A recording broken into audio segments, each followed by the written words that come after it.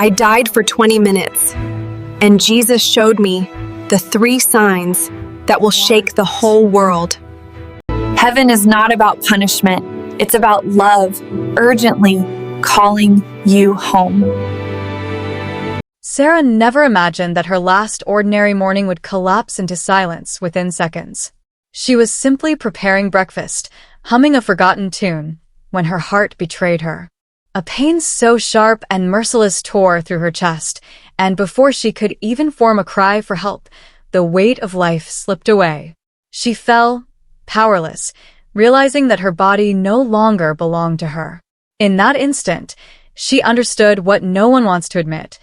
Death does not announce itself politely. It arrives like a thief, stripping away everything familiar. For 20 minutes, her heart stopped, and her soul drifted away from what used to define her existence. Sarah watched her mother, broken and frantic, kneeling beside her lifeless body. The sound of her mother's cries pierced her, not through ears, but through the core of her spirit. Sarah wanted to reach out, to reassure her. "I'm here. I'm okay." Yet no sound escaped. The distance between them was not measured by space, but by eternity itself. In those suspended minutes, Sarah confronted the most haunting truth. Faith only becomes real when nothing else is left. All her plans, worries, and ordinary struggles suddenly felt like fragile illusions. The only thing that mattered was whether she had trusted the one who held her soul beyond breath. Her death was not just a collapse of the body, it was a stripping away of false securities. In silence, she felt the weight of eternity pressing upon her, whispering questions she had ignored. Had she loved enough? Had she trusted enough? Had she truly believed? This was the beginning of Sarah's journey, not of endings, but of unveiling. A journey that would reveal whether faith was a story she told herself or the very anchor that could carry her beyond death's grip. Sarah hovered above her own body, a strange spectator to the scene below. She saw her mother's trembling hands pressing on her chest, paramedics rushing with machines and injections, their faces etched with urgency. Yet she knew, in a way deeper than sight, that none of it was enough. The body on the floor was no longer her. It was only an empty shell. Time itself began to stretch and bend. Seconds felt like hours, yet everything moved with a slowness that felt both heavy and weightless. Sarah realized that what she once measured with clocks had lost its meaning. In this new state, she was confronted with something far greater than survival. She was confronted with eternity. Her first instinct was resistance. "I can't leave. My mother needs me. My life isn't finished." But even as the thoughts formed, she felt a gentle pull beyond her own will. Not a force of violence, but of invitation, an unseen call drawing her away from fear and towards something her soul recognized as home. As she drifted higher, she noticed how small the scene of chaos looked below. The tears, the shouting, the desperate effort, all of it seemed like shadows on a fragile canvas. What once felt ultimate now appeared temporary. She began to sense that the truest part of herself was not lying lifeless on the floor but moving forward into a light that grew brighter with every breathless moment. The light was not merely brightness, it carried presence. It was alive. It whispered without words, "You are safe. Keep coming." For the first time in her life, Sarah felt no fear. She realized that the terror of death is not in dying, but in not knowing what lies beyond. And now, as she moved toward the radiance, she discovered that what awaited her was not emptiness, but love. When Sarah entered that realm of light, she realized words would always be too small to contain what she felt. It wasn't just brightness or beauty, it was the weight of love so thick it could be breathed in. Every color seemed to carry harmony, and every note of harmony carried comfort. The place itself seemed alive, not as scenery, but as embrace. For the first time, Sarah understood what peace really was. It wasn't silence or the absence of trouble, it was the deep certainty that she was fully known, fully loved, and completely safe. In her earthly life, she had always tried to fill the hidden emptiness through achievements, relationships, distractions, but here, that emptiness was gone. Something greater than herself was filling every corner of her being. She found herself overwhelmed, not by fear, but by a strange mixture of joy and sorrow. Joy, because she felt whole. Sorrow, because she suddenly saw how much of her life had been wasted chasing things that never mattered. The arguments, the anxieties, the ambitions, all looked so small in the face of this endless love. Sarah realized that heaven was not just a reward for reaching the end. It was the unveiling of what had always been true. The love of God had been surrounding her on earth all along. She had simply been too distracted to notice. Now, stripped of all noise and striving, she could finally hear it, feel it, trust it. As the music of that place resonated through her, Sarah sensed that this love was not passive. It was alive, intentional, and personal. It knew her name. It knew every scar and failure, yet none of it was counted against her. She felt as though the universe itself was whispering, "You were never alone. You were never forgotten. You are mine." When Sarah finally stood before him, she knew instantly, without anyone needing to tell her, that this was Jesus. Not the painted image she had seen in books or the fragile figure from childhood stories, but the living Christ whose presence carried both gentleness and authority. His eyes seemed to contain galaxies, and yet when they looked at her, she felt as if she were the only soul that had ever existed. The weight she had carried all her life, the hidden guilt, the loneliness, the fear of not being enough, melted away the moment he embraced her. His love was not vague or distant. It was personal. It was fierce. It reached into the deepest cracks of her soul and filled them with light. For the first time, Sarah felt whole. Tears streamed down her face, but they were not tears of despair. They were tears of recognition, like a lost child who has finally found her way home. She whispered, almost afraid, "Jesus," and before she could explain herself, his smile silenced every doubt. "You were never forgotten," he said, his voice like music and thunder entwined. "Every moment of pain, I was with you. Every silent prayer I heard.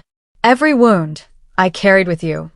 In his words, Sarah realized faith was never about performing perfectly or proving herself worthy. It was about trusting the one who had always been near.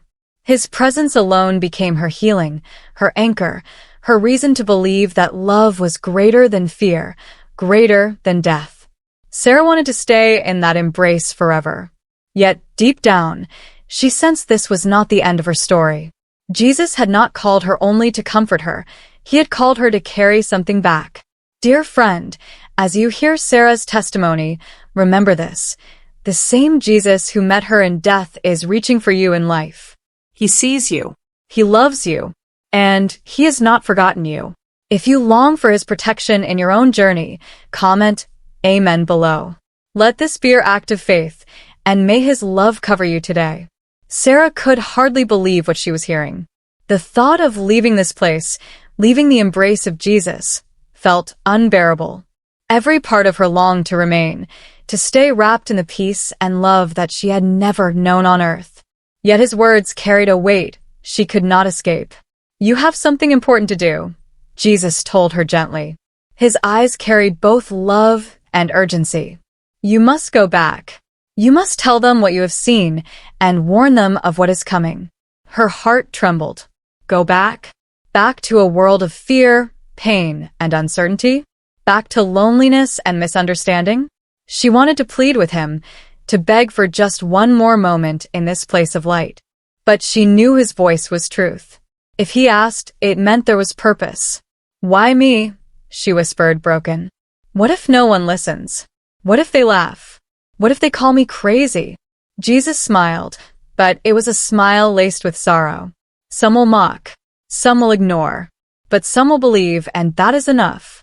You are not returning alone. My spirit will be with you. Speak of what you have seen. Prepare their hearts, not their homes. Tell them that love wins." His words pierced her soul. Sarah realized that what she had been given was not simply an experience, but a mission. To carry a message of warning, yes, but more than that, to carry a message of hope. The signs to come were not meant to terrify, but to awaken. And so, trembling, she accepted. Her longing to stay did not vanish, but it was now joined by a deeper desire to obey the one whose love had healed her. Jesus took Sarah's hand, and in a moment, her spirit was shown what words can barely describe. It was not just visions, it was revelation. He spoke of 3 signs that would come before the world would change forever. The first was a sound. Sarah felt it before she heard it, like the deepest vibration of the soul. Jesus explained that this sound would last for 7 minutes, and every person on earth would hear it at the same time. It would silence conversations, stop wars, interrupt even the most ordinary moments. For 7 minutes, humanity would stand still, unable to escape the reality that heaven was speaking. Sarah realized how terrifying and beautiful that moment would be. Some would bow in surrender, others would cover their ears in denial, but no one would remain untouched. The second sign was light. For 3 nights, the skies would blaze with colors no science could explain. At first, people would call it beautiful, then strange, and finally terrifying. Sarah saw that these lights were not mere spectacle. They were messages, written across the heavens by the hand of God Himself. They would pierce through human pride, calling each heart to choose, ignore, explain away, or believe. The third sign was silence. 1 hour when everything on earth would cease. No birds, no cars, no wind. Only the sound of one's own heartbeat and the weight of one's own conscience. Sarah shivered as she watched people collapse under the truth of who they had become. Some wept with joy, finally hearing God's voice. Others wept with despair, realizing how far they had drifted. As Jesus showed her these things, Sarah felt both awe and burden. These signs were not given to frighten, but to awaken. Each one was mercy disguised as warning, a chance for humanity to turn back before it was too late. As the visions of the signs faded, Jesus spoke again, and His words carried a gravity that pressed into Sarah's spirit. After these signs, He said, there will be 3 days of darkness. Sarah's heart clenched. Darkness had always meant fear to her, the unknown, the absence of safety. But Jesus' eyes softened as if to reassure her before the fear could take root. This darkness is not punishment, He explained. It is a reset. Humanity has forgotten how to be still, how to listen, how to love. In the silence of these 3 days, they will be given another chance. Sarah tried to imagine it, an entire world without light, families huddled together, unable to distract themselves with noise or screens, forced to face one another, forced to face themselves. At first, she thought of the panic, the chaos, the fear that would rise. But then she understood. The very absence of light would strip away illusions. In the dark, the heart would speak louder than anything else. She saw people reconciling with loved ones, whispering apologies, holding hands in the pitch black. She saw others collapsing in despair, yet even then, the love of God hovered like a quiet flame, waiting to be chosen. Sarah realized the darkness was not a curse, it was mercy. A pause long enough for hearts to soften, for grudges to be released, for families to remember what truly mattered. It was as if God Himself was giving humanity a Sabbath, a holy pause, to heal from its blindness. Tears welled in her eyes as she looked back at Jesus. If this was mercy, then the world still had hope. But hope required response. And she knew her task would be to remind people not to fear the darkness, but to let it draw them closer to the light that never fades. Sarah felt the weight of His words settle deep inside her soul. Jesus was not giving her a lesson in survival, not teaching her how to store food, water, or supplies. His message cut through all the noise of fear that so many people cling to. Prepare your hearts, not your pantries, He said with unwavering clarity. Because when the silence comes, what will echo loudest is not hunger, but unforgiveness. Sarah shivered. She thought of the grudges she had carried, old wounds she had nursed, bitter words she had spoken or left unspoken. In that moment, she realized how heavy they were, like stones dragging her spirit down. And she understood.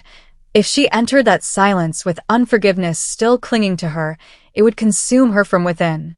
Jesus' eyes held hers with a tenderness that both healed and pierced. "Let go," he said softly.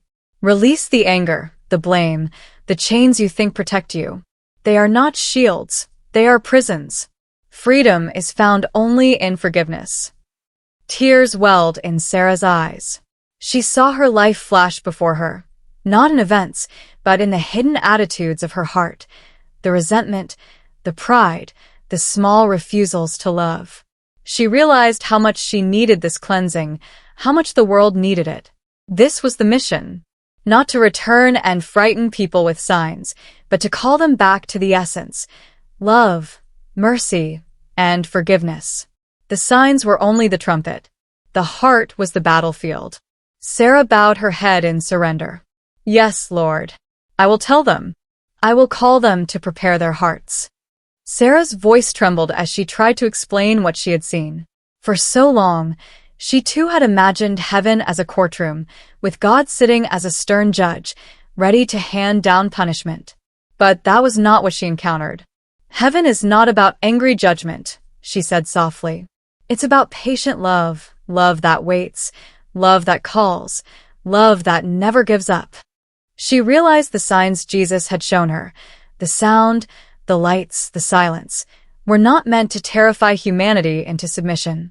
They were invitations. Warnings, yes, but wrapped in mercy. Each one a chance to remember, to turn back, to choose life over fear. Sarah thought of how people often live with a distorted image of God, imagining him as distant, condemning, or impossible to please. Yet in his presence, she felt none of that. Instead, she had been seen, known, and wanted, not despite her flaws, but with them. His love was not blind to her failures, but stronger than them. That truth changed everything. If heaven was love, then salvation was not about earning, but about receiving. It was not about trying harder, but about surrendering. It was not about escaping wrath, but about coming home. Sarah wanted every listener to understand this. The signs to come are not meant to create panic. They're meant to wake up sleeping hearts, to remind us that time is precious, that forgiveness cannot be delayed, and that love is the only thing that will last. Her eyes shone with quiet urgency as she whispered, "God is not against you. He is for you. He is calling you home." Sarah's final words carried a weight deeper than any sermon or book. She had tasted death and returned, and what she brought back was not fear, but certainty. "Death is not the end," she declared. "I have seen with my own eyes. Jesus is real, heaven is real, and love never dies." Her testimony was not about theories or religion, but about encounter. She had met the one who held eternity, and his message to humanity was simple yet urgent. There is still time. Time to forgive, time to love, time to turn back before the signs arrive, and the silence forces every soul to face itself. Sarah's voice grew tender as she reminded those who listened, "Don't waste your life chasing what cannot last. Your house, your money, your achievements, none of them will cross into eternity.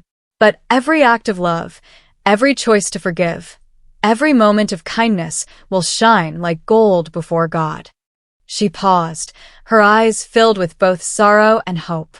"You have already been given love. The question is, what will you do with it? When the sound comes, when the lights fill the sky, when the silence falls, your heart will reveal its answer." And then she left the question hanging, not as condemnation, but as invitation. What will you do with the love you have been given when time is no longer in your hands? Dear friend, if this message stirs your spirit, don't ignore it. Today is still a gift. Forgive where you need to forgive. Love where you have withheld love. Prepare your heart while there is still light. If you long for God's protection and want His love to cover you, comment Amen below. Let this be your step of faith, and may His presence surround you today.